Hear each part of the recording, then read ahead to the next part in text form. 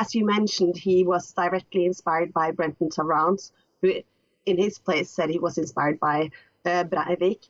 They go to the dark web. Manshaus directly searched for identity and ideology in 4chan and 8chan, and radicalized himself during just a couple of years, and found inspiration in Nazi ideology and racism.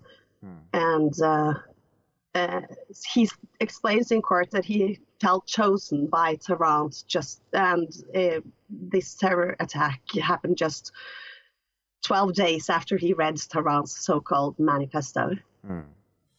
Bjorn, what are your thoughts on this? Because I was reading today, Bjorn, that this gentleman, Manshaus, is actually quite wealthy. He owns a number of properties as well. So, I mean, on paper, it seems, Bjorn, at least, that this should not be a young man who would be acting out in such an extreme fashion. What do you think may have pushed him to it, though?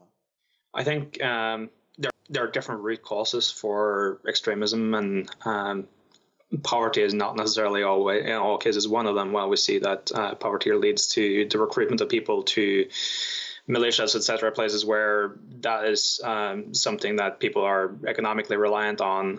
In typical far-right extremism in Western Europe, you see that people tend to be fairly well off. And so I think, as Martine touched upon, there's elements of wanting to search for an identity, wanting to find something bigger, wanting to find a sense of belonging. And I think Tarrant found that in Philip Manshaus as well, found that in very toxic communities online. And I think that's true for Tarrant, and I think it's true for Breivik as well, that all of these people were fairly well off at the surface of it, but suffered as individuals and tried to find their place and found it in toxic environments.